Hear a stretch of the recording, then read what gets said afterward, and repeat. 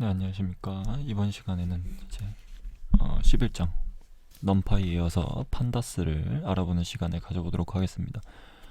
이제 판다스는 이제 넘파이를 기반으로 만들어졌으며 이제 더 복잡한 데이터를 분석하고 처리하는 데 특화된 라이브러리고요. 아래에 이제 판다스 공식 홈페이지에 가서 더 많은 정보들을 확인할 수 있으니 궁금하시면 나중에 모르거나 궁금한 사항이 생기면 이 홈페이지에 들어가서 확인해 보시거나 구글링을 해서 확인해 보시면 될 것 같습니다. 네, 첫 번째로 구조적 데이터를 생성해 보겠습니다. 이제 시리즈를 활용한 데이터를 생성해 볼 건데요. 시리즈는 이제 레이블을 갖는 1차원 데이터입니다. 시리즈를 생성할 때는 이제 PD는 이제 판다스를 import as 형식으로 별명으로 이렇게 PD로 줄여서 불러오는 거고요. 시리즈 그리고 여기 시퀀스 데이터 이렇게 시퀀스 데이터를 넣어서 이렇게 시리즈 데이터를 생성을 할 수 있습니다. 이제 시리즈의 인사로는 이제 시퀀스 데이터 들어가면 주로 튜플은 수정이 안 되기 때문에 리스트 데이터를 사용합니다. 네, 인자로 넣은 시퀀스 데이터는 이제 순서를 표시하는 레이블이 자동으로 부여되는데요. 0부터 시작해서 순차적으로 이제 증가를 하게 됩니다. 만약 따로 인덱스를 지정하면 그 인덱스가 들어가게 되고요. 이제 시리즈 데이터에서는 세로축 라벨을 인덱스, 입력한 시퀀스 데이터를 밸류라고 합니다. 여기 보시면은 이제 옆에 이 부분이 좌측에 이 부분이 인덱스고요. 이 부분이 밸류입니다. 네, 이렇게 한 줄 하나의 1차원 데이터를 이제 시리즈라고 부르고요. 판다스에서 이제 다음으로 이제 한번 직접 시리즈 데이터를 생성해 보도록 하겠습니다. import as 형식으로 이제 별명으로 판다스를 PD로 이렇게 불러오게 되고요. 시리즈 데이터를 생성해 보도록 하겠습니다.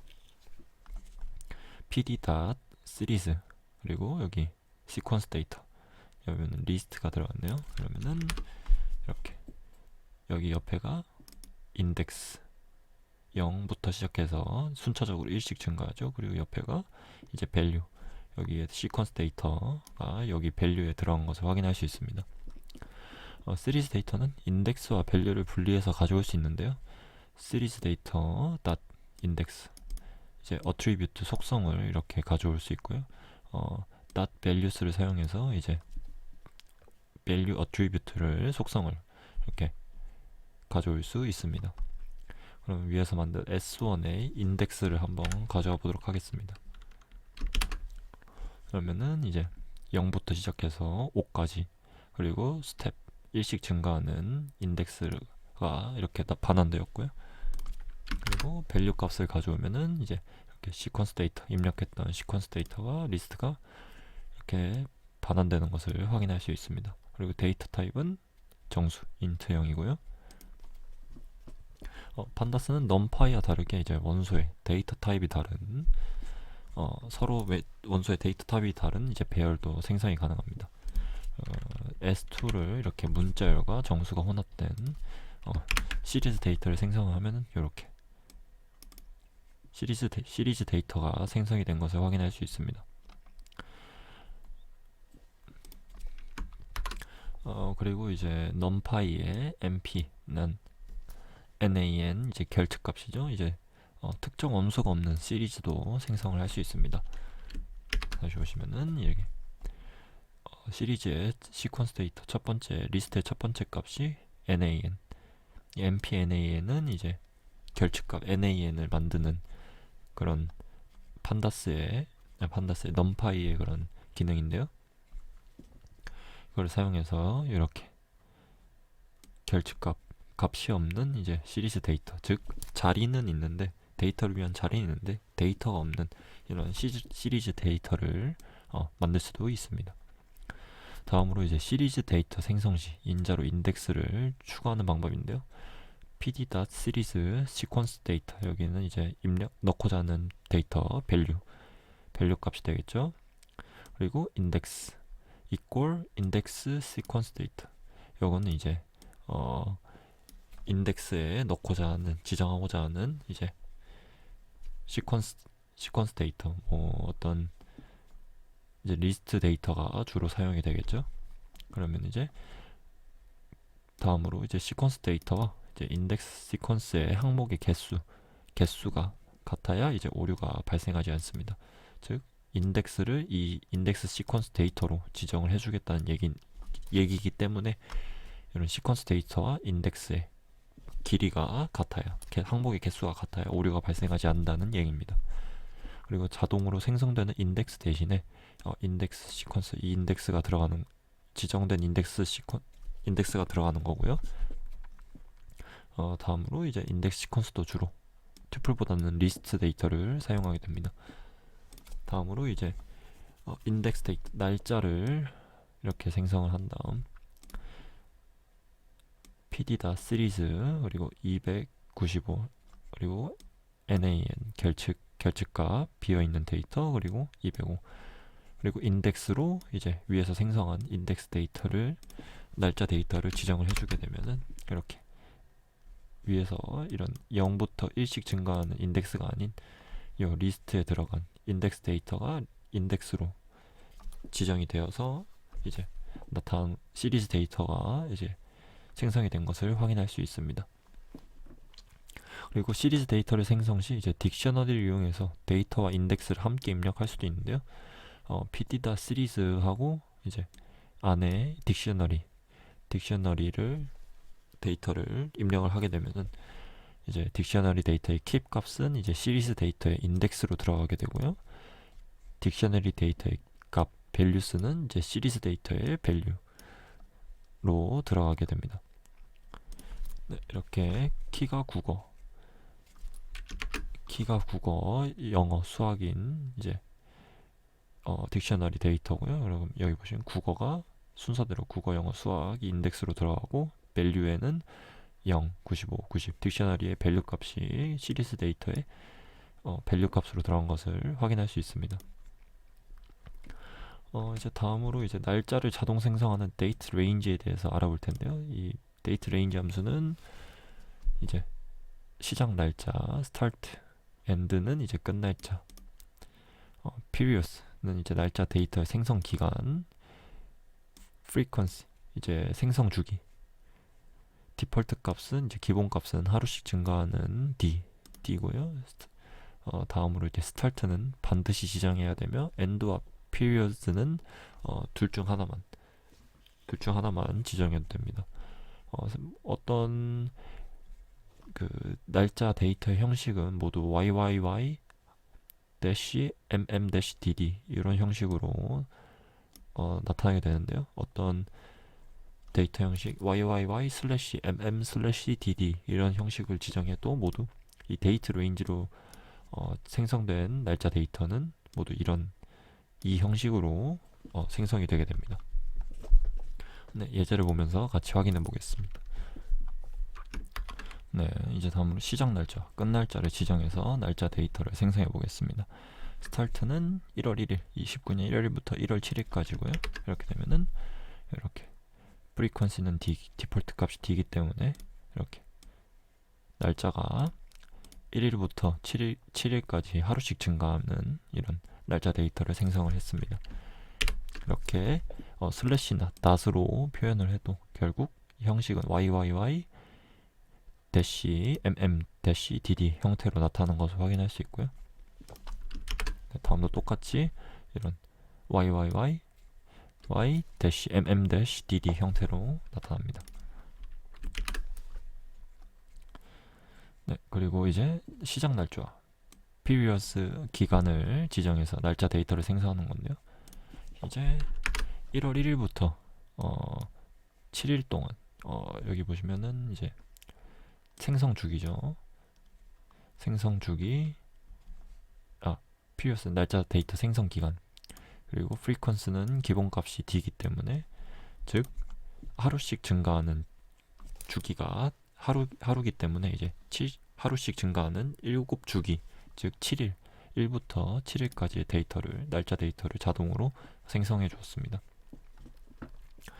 다음으로 이제 데이트 레인지 함수의 frequency 옵션인데요. 여기 보면 2D는 이제 달력의 요일을 기준으로 2일씩 증가. 그럼 1, 2 증가해서 3, 5, 7 이렇게 증가하는 4개 주기의 함수를 날짜를 데이터를 자동으로 생성을 했고요. 이제 일주일씩 W는 이제 일주일씩 증가하겠다 이런 것을 의미합니다. 그래서 6, 13, 20, 27 일주일씩 증가했고요.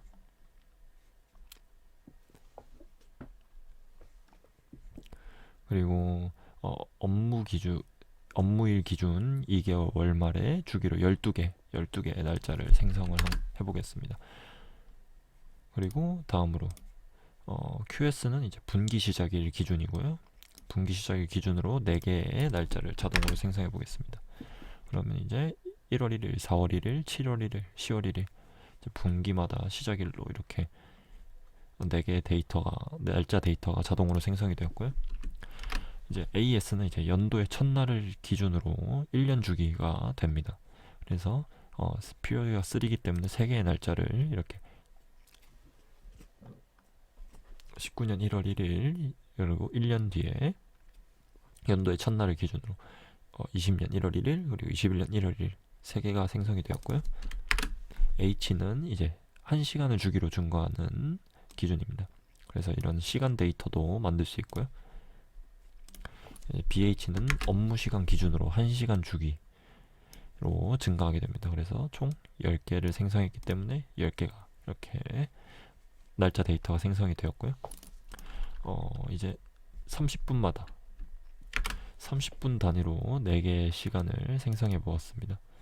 그리고 이제 똑같이 30분 단위로 4개의 시간을 생성하는데요. 이런 30min, 30min이나 아니면 이제 30t를 사용해서 똑같은 30분 단위로 주기를 지정을 해줄 수도 있습니다. 그리고 다음으로 frequency의 10초, 10second, 10초 단위로 증가하는 4개의 시간을 생성을 할 수도 있고요. 그리고 이제 데이터 레인지를 사용해서 시리즈의 인덱스도 이렇게 지정을 할 수 있습니다.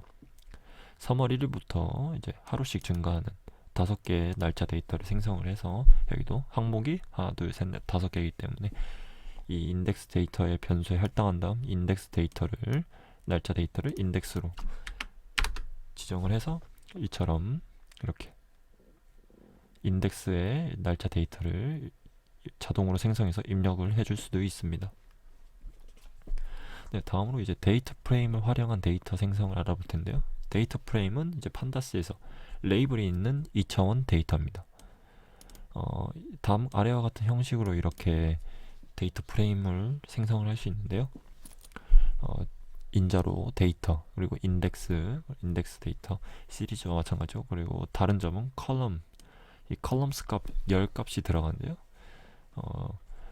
데이터에는 이제 리스트와 형태가 유사한 데이터 타입, 리스트, 딕셔너리, 넘파이의 배열, 시리즈, 데이터 프레임 이런 모두 사용 가능하고요. 세로축 라벨은 인덱스, 가로축 라벨은 컬럼스, 그리고 인덱스와 컬럼스를 제외한 부분은 이제 데이터 프레임에서 values라고 합니다. 인덱스와 컬럼스는 이제 필수적으로 입력하지 않아도 되고요. 입력하지 않을 경우 자동으로 0부터 시작을 하는 넘버링을 해서 부여를 하게 됩니다. 네, 아래의 표를 보면서 다시 한번 설명을 해보자면 좌측이 인덱스, 위가 컬럼, 데이터 프레임은 2차원 구조이기 때문에 이렇게 인덱스와 컬럼으로 나누어서 구성이 되어 있습니다. 그리고 가운데는 이제 value가 되겠고요. 네, 이제 데이터 프레임을 생성해 보겠습니다. 이제 pd.dataFrame 1, 2, 3, 4, 5, 6, 7, 8, 9 2차원 배열이죠. 이렇게 1, 2, 3, 4, 5, 6, 7, 8, 9 3x3 2차원 데이터 프레임 생성이 되었고요. 여기가 인덱스, 위에가 컬럼, 이렇게 0부터 시작하는 값으로 부여가 되었습니다. 이제 numpy의 배열 데이터를 입력해서 데이터 프레임을 생성할 수도 있는데요. 데이터 리스트라는 변수에 numpy의 3x3 배열을 2차원 배열을 입력한 다음 할당해 준 다음 이제 데이터 리스트에 이제 인자로 넣어서 데이터 리스트를 인자로 넣어서 데이터 프레임 pd.data frame 형식으로 데이터 프레임 데이터를 생성을 할 수 있습니다. 다음으로 이제 인덱스와 컬럼스를 지정해 볼 텐데요. 데이터는 이제 2차원 넘파이 배열을 사용했고요. 데이터에 이렇게 2차원 배열을 할당해 준 다음 인덱스 데이터 값으로 위에서 알아봤던 이제 pd.dateRange 함수를 사용해서 자동으로 하루씩 증가하는 이런 하루씩 증가하는 4개의 날짜 데이터를 자동으로 생성을 한 다음 columns 리스트는 이제 A, B, C 세 가지고요. 이제 여기 처음에 데이터 넘파이 2차원 넘파이 배열을 데이터에 입력을 해준 다음 그 다음에 인덱스는 요 날짜 데이터 그리고 컬럼스는 A, B, C 그러면은 이렇게 4x3 행렬이 4x3 2차원 데이터 프레임 데이터가 이제 생성이 된 것을 확인할 수 있습니다. 다음으로 이제 딕셔너리를 이용해서 이제 딕셔너리를 이용해서 이제 데이터 프레임을 생성할 수도 있는데요. 일단 먼저 딕셔너리 데이터 테이블 데이터를 생성을 해보겠습니다. 이렇게 테이블 데이터의 변수를 딕셔너리 데이터를 할당한 다음 이렇게 넣게 되면은 이제 다음과 같이 연도, 지사, 고객수 순으로 이렇게 이 키 값이 이제 컬럼스로 가게 되고 이 밸류 값이 데이터 프레임에서 이렇게 밸류 값으로 이렇게 한국, 미국 이렇게 들어간 것을 확인할 수 있습니다. 네, 다음으로 이제 데이터 프레임의 어트리뷰트 속성을 다음과 같이 알아볼 수 있는데요. 데이터 프레임 데이터 이제 뭐 변수명이나 데이터 프레임이 되겠죠. .index, .columns, .values. 인덱스는 이제 인덱스를 데이터 프레임 데이터의 인덱스를, 컬럼스는 컬럼스를, values는 values를 이렇게 확인할 수 있는 속성 값을 확인할 수 있습니다. 다음으로 이제 df의 인덱스를 확인해 보면은 인덱스가 0부터 5까지 5-1은 4죠. 0부터 4까지 일씩 증가하는 인덱스임을 확인할 수 있고요. 컬럼스는 연도, 지사, 고객수 그리고 value 값은 이제 이렇게 2차원 배열로 나타나는 것을 확인할 수 있습니다. 이렇게 속성 값들을 이렇게 데이터 프레임의 속성 값들을 이렇게 확인할 수 있고요. 다음으로 이제 데이터 연산에 대해서 알아보겠습니다. 먼저 첫 번째로 시리즈 데이터의 4층 연산에 대해서 알아볼 텐데요. 넘파이와 마찬가지로 이렇게 시리즈 데이터는 같은 위치의 원소들끼리 더해서 반환을 해주게 됩니다. 뺄셈도 마찬가지로 이렇게 반환이 되고요. 곱셈과 나눗셈도 이렇게 가능한 것을 확인할 수 있습니다.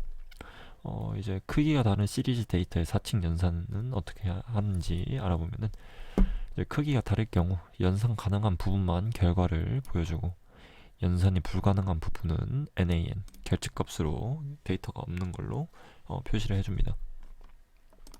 다음으로 이제 크기가 다른 시리즈 데이터에 덧셈을 진행해 보면은 마지막에 1, 2, 3, 4, 1, 하나, 둘, 셋, 넷 마지막에 여기는 항목의 개수가 4개고 여기는 항목의 개수가 5개이기 때문에 마지막 부분이 덧셈의 결과가 결집값으로 NaN으로 나타나는 것을 확인할 수 있고요.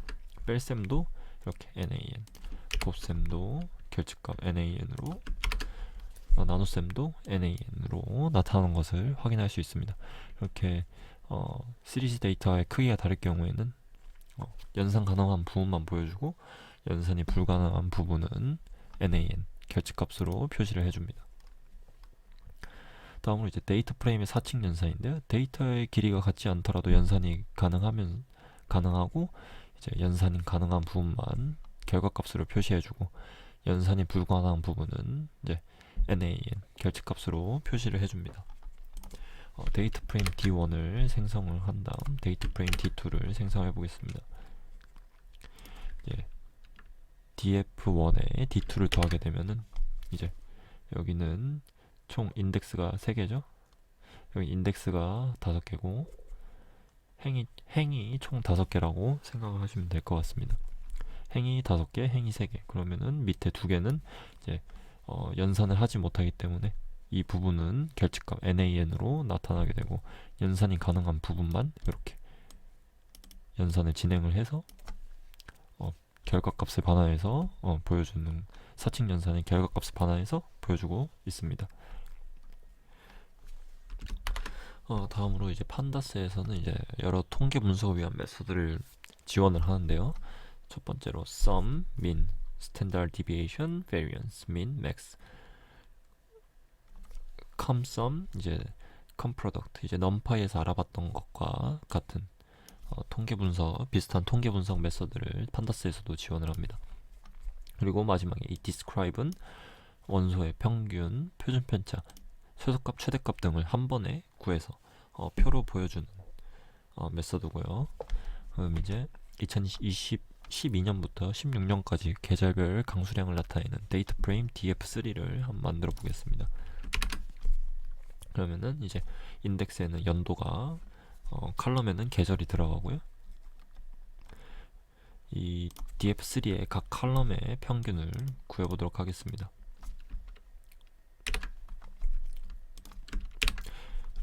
그리고 이제 DF3의 각 칼럼의 표준 편차를 구해보겠습니다. 그러면 이렇게 표준 편차, 평균이 나타나는 것을 확인할 수 있고요. 판다스의 통계 분석을 위한 메서드는 AXIS 인자를 추가해서 이제 연산의 방향, 행과 열을 지정할 수 있습니다.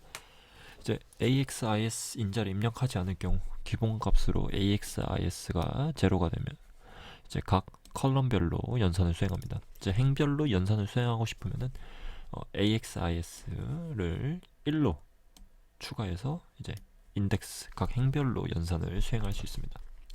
각 행별의 평균을 구하게 되면은 이제 이 AXIS 값을 이렇게 1 지정해줘서 df3.min 하고 AXIS1 인자를 추가해서 이렇게 행별로 평균을 구할 수 있고요. 다음으로 표준 편차도 행별로 이렇게 구할 수 있습니다.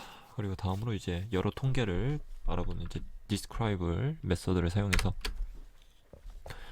보시면은 이제 이렇게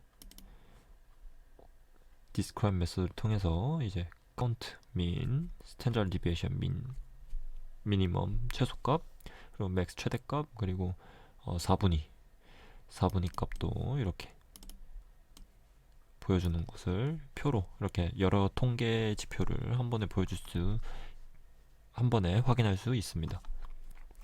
다음으로 이제 데이터를 원하는 대로 선택하기에 대해서 알아볼 텐데요.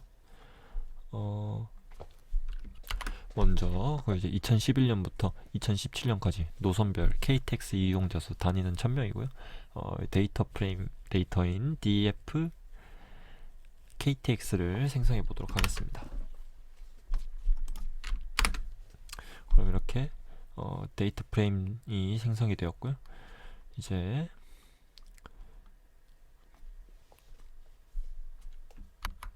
데이터 프레임에 이제 인덱스, 컬럼, 그리고 밸류 값들을 이렇게 한번 확인을 할 수 있습니다. 그 다음에 이제 원하는 데이터 프레임에 이제 첫 번째와 끝에서 n개의 데이터를 한번 선택하는 데이터 .head 그리고 .tail을 사용해서 처음부터 끝까지 처음과 끝에서부터 n개의 데이터를 한번 뽑아내 보겠습니다. 헤드는 이제 처음 n개의 행 데이터를 반환하고요. 그 n을 입력하지 않을 경우 기본값은 5. 그리고 테일은 이제 마지막 n개의 행의 데이터를 반환하고 입력하지 않을 경우 기본값은 5입니다. df_ktx에 처음부터 5개 행의 데이터를 반환해 보겠습니다. df_ktx.head 이렇게 해서 실행을 하게 되면은 2011년부터 12, 13, 14, 15 5개의 행 데이터를 반환하게 되고요. 마찬가지로 테일도 17, 16, 15, 14, 13 끝에서부터 5개의 데이터를 반환하게 됩니다. 이제 n을 3으로 지정해 줬기 때문에 이 경우에는 3개의 데이터가 반환이 되고요. 테일에 이제 n을 2로 지정해 줬기 때문에 이제 끝에서부터 2개의 행 데이터를 반환해 주게 됩니다. 다음으로 이제 데이터 프레임에서 행 데이터를 선택하는 것을 알아볼 텐데요. 이제 데이터 프레임 데이터, 그리고 이제 인덱스, 행 시작 위치와 이제 행 끝 위치를 지정해 주면 됩니다. 이제 인덱스를 사용하는 경우에는 이제 행 시작 위치와 행 끝 위치 -1 범위의 행 데이터를 반환해 주고요. 행 위치 데이터는 0부터 시작을 하게 됩니다. 여기 오류가 있네요. 행 위치는 이제 0부터 시작을 하게 됩니다. 그리고 이제 데이터 프레임에서 행 데이터를 선택해서 인덱스를 지정했을 경우에, 위의 경우에는 인덱스를 지정하지 않고 이제 자동으로 부여되는 인덱스로 하게 될 경우 이제 인덱스 번호를 부여해서 하는 것이고요. 이제 인덱스를 지정한 경우에는 이제 arrowc를 사용해서 .arrowc 데이터 프레임 데이터 .arrowc, 이 데이터 프레임 데이터는 이제 뭐 변수명이나 아니면은 그런 데이터 프레임 데이터가 되겠죠. 그리고 .arrowc를 사용한 다음 이렇게 인덱스 네임을 지정해서 특정 행 데이터를 반환을 할 수 있습니다. 그리고 이제 이 arrowc의 인덱스 스타트 인덱스 네임 그리고 end 인덱스 네임, 시작 인덱스 네임과 끝 인덱스 네임을 지정을 해줘서 범위에 그 해당되는 범위에 행 데이터를 반환해 줄 수도 있습니다. 다음으로 이제 행 위치가 1인 dfktx의 행 데이터를 반환해 보도록 하겠습니다. 그러면은 이렇게 여기 보시면은 데이터가 0, 1 그리고 2이기 때문에 그럼 2012 이렇게 2012에 해당하는 행 데이터가 반환이 되었고요. 범위가 2에서 4인 행 데이터를 이렇게 반환을 할 수도 있습니다. 그리고 이제 인덱스 네임을 사용해서 행 데이터를 반환할 수도 있는데요. df_ktx.arrowc 하고 인덱스 이름이 2011인 행 데이터를 이렇게 반환을 해줄 수도 있습니다. 그리고 다음으로 df_ktx의 인덱스가 2013부터 2016까지인 범위의 행 데이터를 이렇게 인덱스 이름을 이름으로 범위를 지정해서 이렇게 나타내 줄 수도 있고요. 다음으로 이제 데이터 프레임의 열 데이터를 선택하는 것인데요.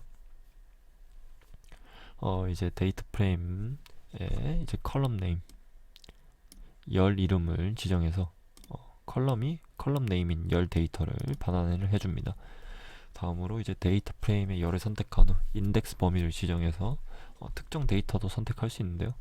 데이터 프레임 그다음에 컬럼 네임, 이제 그 컬럼 네임으로 이제 열을 지정한 다음 특정 열을 지정한 다음 start index name 그리고 end index name으로 해서 특정 열에 있는 인덱스 범위를 네임의 범위를 지정해서 이제 특정 데이터를 반환을 해줄 수도 있습니다. 또 이제 컬럼 네임을 특정 컬럼을 지정한 다음 인덱스 위치, 인덱스 번호를 사용해서 범위를 지정해서 특정 데이터를 반환해 줄 수도 있습니다. 네, 아래 예시를 보면서 같이 확인해 보도록 하겠습니다. 첫 번째로 df_ktx의 컬럼이 경부선 ktx인 열 데이터를 한번 선택해 보겠습니다. 그러면은 이렇게 반환이 되고요. 그럼 이제 컬럼이 경부선 ktx고 이제 인덱스 네임이 2012부터 2014인 데이터를 선택해 보겠습니다. 그러면은 경부선 KTX 중에서 이제 2012, 2013, 2014 이렇게 3개가 반환된 것을 확인할 수 있습니다. 컬럼이 경부선 KTX며 행 위치가 2에서 4인 데이터, 이제 이 경우에는 컬럼 네임이 아닌 인덱스 네임이 아닌 인덱스 포지션, 인덱스 위치를 사용해서 반환을 한 것이고요. 이제 다음으로 이제 데이터 프레임 데이터 중 하나의 원소만 선택하는 방법도 알아보겠습니다. 네, 다음과 같은 방법으로 이제 2016년 인덱스에서 호남선 KTX 컬럼을 지정하면 1622라는 이 값을 선택을 할 수 있는 거고요. 이제 같이 이제 2016 인덱스에서 호남선 KTX라는 컬럼의 값을 이렇게 반환을 한 것을 확인할 수 있습니다. 이 둘의 형식은 다르지만 이 두 가지 방식 모두 같은 결과값을 가져오는 것을 확인할 수 있고요. 다음으로 이제 열을 지정한 다음 인덱스를 지정해서 인덱스 이름을 지정해서, 그리고 다음에는 이 경우에는 이제 특정 컬럼을 지정한 다음 인덱스 번호를 사용해서 이렇게 값을 반환한 것을 확인할 수 있습니다. 다음으로 이제 이러한 방식 열을 지정한 다음 이 열에서 이제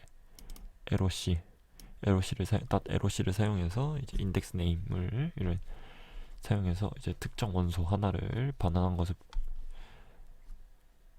확인하였고요. 그 다음에 이 5가지 형식 모두 똑같은 위치에 있는 데이터를 반환하는 그런 형식이기 때문에 이 중 아무거나 사용하셔서 반환을 특정 원소를 선택을 하면 될 것 같습니다. 네, 이제 다음으로 이제 데이터 프레임 데이터의 행과 열을 바꾸는 건데요. 이제 데이터 프레임 데이터 이제 .t 이 t를 통해서 이제 데이터 프레임의 행과 열을 바꾸는 트랜포스 행과 열을 바꿔서 표로 반환을 해줍니다. 이제 전치를 구하게 되면은 이제 여기 컬럼이 인덱스로 갔고 인덱스가 컬럼으로 가서 이제 이렇게 트랜포스 돼서 데이터 프레임으로 반환된 것을 확인할 수 있고요. 다음으로 이제 데이터 프레임의 열 순서도 이렇게 지정을 해줄 수 있습니다.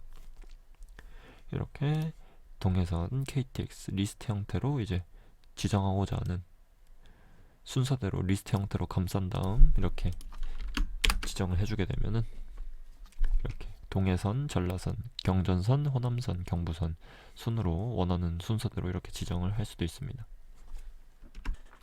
다음으로 이제 데이터를 통합하는 판다스에서 데이터를 통합하는 방법을 알아볼 텐데요. 첫 번째로 세로 방향으로 통합하는 방법에 대해서 알아보겠습니다. 이 append를 사용해서 두 데이터를 세로 방향, 즉 인덱스 증가하는 방향으로 통합을 하는 건데요. 데이터 프레임 데이터 1 append 여기에는 이제 기존의 데이터고요. 그리고 여기 데이터 프레임 데이터 2는 이제 추가하고자 하는 데이터, 그리고 이그노 인덱스 equal to는 이제 옵션인데요. 이제 세로 방향으로 데이터 프레임 데이터 1 아래에 이제 세로 인덱스 증가 방향이로 했으니까 이 표를 예로 보면은 이게 기존의 표라면은 요 아래에 세로 방향 인덱스 증가 방향으로 요 아래에 이 데이터 프레임 데이터 2를 통합을 해서 추가를 해서 통합을 하는 건데요. 이그노 인덱스 2를 입력하지 않으면 이제 데이터 프레임 데이터 2의 인덱스를 그대로 가져와서 사용하는 거고요. 이그노 인덱스 2를 입력하면은 새로운 인덱스를 이제 통합을 한 다음 이제 추가적으로 새로 인덱스를 부여하는 그런 옵션입니다. 다음으로 이제 df1 데이터 프레임 df1을 생성을 한 다음 이제 데이터 프레임 df2를 생성을 하겠습니다. 그리고 이제 세로 방향으로 df1에 df2를 추가하면 append를 이용해서 df1.append 그리고 이 안에 추가할 df2를 입력하면은 요 밑에 이렇게 87, 85, 89, 92 이제 df2가 df1에 추가되어 통합된 것을 확인할 수 있습니다. 근데 여기 보시면은 인덱스가 기존의 데이터 프레임 인덱스를 이그노 인덱스 2를 이제 입력하지 않았기 때문에 데이터 프레임 2에서 사용하는 인덱스가 그대로 할당이 되었는데요. 이제 true를 임자를 입력을 해서 새로운 인덱스를 할당하게 되면은 이렇게 기존의 인덱스가 아닌 이제 새로 부여한 인덱스를 사용한 것을 확인할 수 있습니다. 다음으로 이제 컬럼이 한 개인 df3를 생성한 다음 세로 방향으로 df2에 df3를 한번 추가해 보겠습니다. 그러면은 이제 컬럼이 한 개이기 때문에 이제 이건 클래스 1이 있고 df2는 이제 클래스 1, 2가 있는 컬럼이 두 개죠. 근데 이 df3는 컬럼이 하나이기 때문에 이 클래스 2에 해당되는 부분은 이렇게 값을 표시할 수 없습니다. 이 경우에는 이제 데이터가 없는 부분으로 표시돼서 NaN 결측값으로 표시돼서 나타나게 되고요. 다음으로 이제 가로 방향으로 통합하기에 대해서 알아보겠습니다. 이제 조인을 사용하여 이제 가로 방향, 컬럼스가 증가하는 방향, 즉 위아래가 아닌 좌우가 되겠죠. 이제 데이터를 통합을 하는 건데요. 이제 데이터 프레임 데이터 1은 이제 기존의 데이터, 그리고 데이터 프레임 dot join, 그리고 데이터 프레임 데이터 2는 이제 추가할 데이터입니다. 이제 데이터 프레임 데이터 1 다음 가로 방향, 즉 오른쪽에 데이터 프레임 데이터 2가 추가되며 이제 그 추가된 데이터 프레임이 통합되어서 이제 반환이 됩니다. 다음으로 이제 df4를 생성해 보겠습니다. 그리고 df1의 우측에 df4를 추가하게 되면은 이렇게 클래스 1, 2가 df1이었죠. 그리고 클래스 3가 df4, 이제 우측에 df4가 추가된 것을 확인할 수 있습니다. 네, 그리고 다음으로 이제 인덱스를 지정한 데이터 프레임 데이터의 경우 인덱스가 같으면 조인을 사용해서 가로 방향으로 통합이 가능합니다. 이렇게 인덱스가 A, B, C, D로 동일한 경우 이렇게 가로 방향으로 통합이 가능한 거고요. 이제 인덱스의 크기가 2인 df5를 생성해 보겠습니다. 그리고 df1에 가로 방향으로 df5를 추가하면은 이제 어떻게 되는지 한번 확인해 보겠습니다. df1.join df5로 df1에 df5를 가로 방향으로 추가를 했는데요. 그러면은 여기는 클래스가 인덱스가 두 개밖에 없고, 여기는 df1은 아까 봤을 때 인덱스가 4개였죠. 인덱스 크기가, 그러면은 이제 데이터가 없는 부분은 똑같이 nan 결측값으로 표시가 됩니다. 네, 다음으로 이제 특정열을 기준으로 통합하는 방법을 알아볼 텐데요. 두 개의 데이터 프레임 데이터에 공통된 열이 있으면 merge를 사용해서 공통된 열을 기준으로 통합이 가능합니다. 데이터 프레임 left data, 그리고 dot merge 데이터 프레임 right data, 왼쪽 데이터와 이제 오른쪽 데이터, left 데이터와 right 데이터가 공통된 열 키를 공통된 열을 키라고 하는데요. 키를 중심으로 통합을 합니다. 아래 예제를 보면서 같이 한번 알아보도록 하겠습니다. dfab를 생성을 하겠습니다. 그리고 데이터 프레임 dfcd를 생성을 한 다음 여기서 공통된 이제 열 키가 판매열이죠. 판매열이 공통으로 들어가기 때문에 판매열을 중심으로 좌우로 통합을 해보겠습니다. 즉 dfab가 여기 보시면 dfab.merge dfcd죠. 여기 위에서 이 밖에 있는 이 데이터 프레임 데이터가 left 데이터, 안에 있는 데이터가 right 데이터이기 때문에 ab가 좌측에 그리고 cd가 우측에 이렇게 위치해서 판매열을 기준으로 공통된 열 키를 기준으로 이렇게 좌측 우측에 위치해서 통합된 것을 확인할 수 있습니다. 그리고 데이터 프레임 데이터가 특정 열을 기준으로 일부만 공통된 값을 갖는 경우에는 이렇게 데이터 프레임 left data dot merge 데이터 프레임 right data how, 이거는 이제 어떻게 병합을 할 것이냐 이런 방법을 인자로 설정을 해주는 거고요. O는 이제 키 라벨, 이제 인자는 통합되려는 기준이 되는 특정 열, 키의 이름을 이렇게 인자로 지정을 해줄 수 있습니다. 입력하지 않을 경우 자동으로 공통적으로 포함된 열을 선택을 하게 됩니다. 그리고 how는 이제 어떤 기준으로 통합을 할 건지 이런 방법이고요. 이 아래 표는 이제 how 인자에 대해서 정리해 놓은 표입니다. 네, 아래 예제를 보면서 같이 설명해 보도록 하겠습니다. 첫 번째로 이제 dfLeft 데이터 프레임 데이터를 생성하고요. 데이터 프레임 데이터인 dfWrite를 생성해 보도록 하겠습니다. 이제 컬럼은 키 레프트, 인덱스는 0, 1, 2. 여기는 컬럼은 키 라이트, 인덱스는 0, 1, 2인 데이터 프레임이 생성이 되었고요. 네, 이렇게 데이터 프레임 레프트, df left에 이제 merge right, df right를 이제 통합을 할 건데 오는 공통된 열은 키로 지정을 해줬고요. 그리고 left는 이제 위에서 보시다시피 왼쪽 데이터는 모두 선택, 그리고 지정된 열 키 값에 있는 오른쪽 데이터를 선택하는 거죠. 여기에 보시면은 A, B, C를 모두 선택한 다음 B에는 df right에는 C 값 C가 없기 때문에 키열에서 C가 없기 때문에 이 값은 이제 left에는 모두 가져오고 이 값은 없기 때문에 있는 데이터만 이렇게 A와 B만 가져와서 추가를 하고 없는 건 NaN 결집값으로 표시를 해줬습니다. right의 경우에는 이제 반대로 오른쪽 데이터 모두를 선택한 다음 그 다음에 이 왼쪽에는 이 D에 해당하는 키 컬럼에서 D에 해당하는 값이었기 때문에 이렇게 결집값으로 표시가 되었고요. 다음으로 아우터는 모두 그냥 통합을 해버리겠다. 그래서 이렇게 결집값이 2개 나타나고요.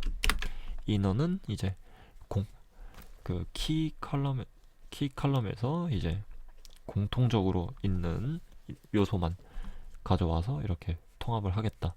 이런 식으로 지정을 해서 통합을 할 수도 있습니다.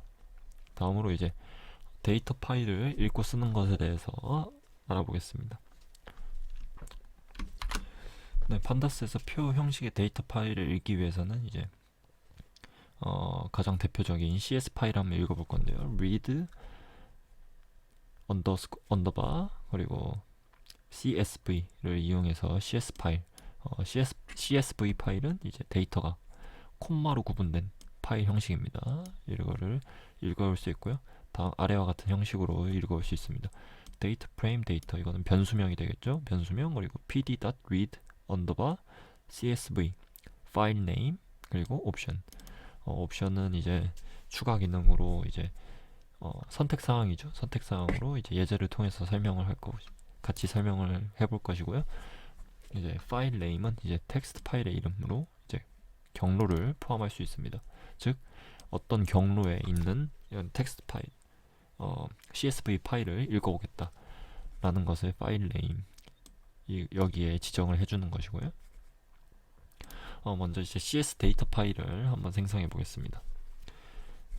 CSV 데이터 파일인 crain.1.csv를 생성을 해볼 것이고요. 요거는 이제 위에는 교재에 있는 기존의 경로입니다. 그러면 이제 CSV 파일을 생성을 했고요. CSV 파일을 pd.read csv로 한번 읽어와 보겠습니다. 이렇게 쓰여진 CSV 파일을 이렇게 읽어오는 것을 확인해 보았습니다. 이제 이 옵션 중에 하나가 이제 인코딩 타입을 지정해 주는 건데요. 뒤에 인코딩 타입을 이렇게 지정해 줘서 타입에 지정한 인코딩 형식으로 파일을 읽을 수 있습니다. 이게 왜 필요하냐면은 파일을 불러왔을 때 글자가 깨지는 경우가 있는데 이는 파일이 저장된 형식이 다르기 때문에 예를 들어 ASCII 코드 형식으로 파일이 저장되어 있을 수도 있고 아니면 UTF 형식으로 파일이 저장되어 있을 수도 있기 때문에 그에 맞는 형식으로 이제 인코딩 형식을 지정해서 이제 타입을 지정해서 불러오게 되는 것입니다. 그리고 이제 다음으로 데이터를 구분하는 구분자를 지정하는 separate 옵션인데요. 만약 읽고자 하는 파일이 구분자가 콤마가 아닌 공백이나 뭐 다른 특수 문자나 아니면 다른 것들로 이제 데이터가 구분되어 있을 경우 이제 separate equal 이제 구분자는 이제 원하는 문자열이 되겠죠. 옵션을 추가해서 읽어줘야지만 이제 데이터 프레임 형식으로 온전하게 읽어올 수 있습니다. 다음은 이제 텍스트 파일에서 이제 각 데이터가 콤마가 아닌 공백 스페이스로 이제 구분이 되어 있는 경우에 대해서 한번 살펴볼 건데요. 이제 콤마가 아닌 공백으로 구분된 텍스트 파일을 한번 저장해 보겠습니다. 이 위에는 교재의 기존 경로고요. 공백으로 구분된 텍스트 파일을 separate 그리고 여기는 이제 공백 스페이스죠. 옵션을 추가해서 데이터 프레임 형식으로 한번 읽어 보겠습니다. 그러면은 이렇게 separate 옵션을 추가해서 이제 공백으로 구분되어 있기 때문에 이 공백으로 구분된 것들을 이제 구분을 해서 각 하나의 데이터 필드로 보겠다는 거죠. 그래서 이렇게 데이터 프레임으로 형식으로 읽어왔고요. 만약 옵션을 추가하지 않은 경우에는 이렇게 온전하지 않은 형태로 읽어오게 되는 것을 확인할 수 있습니다. 다음으로 이제 데이터 파일에서 특정 열 컬럼을 인덱스로 선택하는 index call equal index column name 옵션을 알아볼 텐데요. 이제 데이터 프레임 데이터 pd.read csv 파일 네임 읽어오자 하는 파일이죠. 그리고 index call 그리고 column name 즉 컬럼 네임에 해당하는 열을 데이터 프레임의 인덱스로 지정을 하겠다. 이런 의미입니다. 이런 옵션입니다. 네, 첫 번째로 연도를 인덱스로 지정하여 한번 읽어와 보겠습니다. 아까 읽어왔던 그 crain1 csv 파일을 이제 이번에는 위에서는 이 CSV 파일을 읽어왔을 때 이렇게 인덱스가 0, 1, 2, 3, 4인데요. 이제 이 인덱스를 이제 인덱스를 연도로 지정을 해서 한번 불러와 보겠습니다. 그러면은 연도로 지정이 되어서 이렇게 불러와지는 것을 확인할 수 있고요. 이제 다음으로 이제 표 형식으로 데이터 파일을 쓸 수 있습니다. toCSV를 이용해서 이제 데이터 프레임 데이터를 저장할 수 있는데요. 데이터 프레임 데이터 이거는 이제 변수명이나 아니면 데이터 프레임 데이터가 되겠죠. 그리고 to.tocsv 그리고 파일 네임 이제 그리고 options 이제 파일 네임은 이제 파일 이름으로 저장하고자 하는 파일 이름으로 경로를 포함할 수 있고요. 옵션은 추가 기능으로 선택 사항입니다. 이제 read CSV에서 설명한 옵션들의 기능대로 파일을 read CSV에서 설명한 옵션은 이제 그 기능대로 파일을 읽어왔으면은 read CSV에서는 그 옵션의 기능대로 파일을 저장하게 됩니다. 데이터를 저장하는 경우에는 이제 separate 옵션과 encoding 옵션을 주로 많이 사용을 합니다. 다음으로 이제 4명의 몸무게와 키 데이터를 데이터 프레임으로 한번 생성해 보겠습니다. 인덱스는 유저 그리고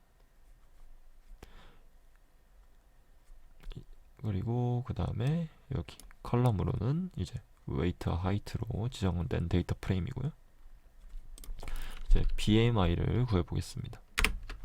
이렇게 BMI를 구한 다음에 각 유저별로 이제 BMI를 구한 다음에 df column name 그리고 column 데이터 형식으로 새로운 열 데이터 BMI를 dfwh 위에서 만든 dfwh 데이터 프레임에 추가해 보겠습니다.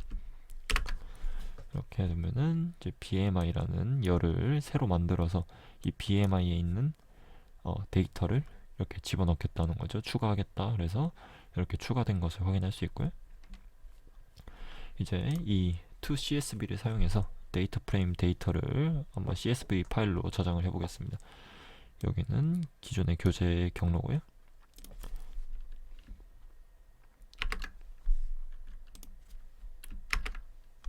그러면은 이제 이 to.csv 파일을 이용해서 이 경로에 이 디렉토리에 save data frame.csv라는 이름으로 저장을 하겠다, 이런 의미고요. CSV 파일을 한번 확인해 보겠습니다. 그러면은 이제 이렇게 CSV 파일이 잘 저장이 된 것을 확인할 수 있습니다. 네, 이렇게 이제 11장에서 넘파이와 판다스를 모두 배웠고요. 넘파이와 판다스는 데이터 분석을 하는 데 있어서 중요한 라이브러리이기 때문에 천천히 숙지하시면서 이렇게 이해를 하고 넘어가시면 될 것 같습니다. 네, 오늘 수업은 여기서 마치겠습니다. 네, 감사합니다.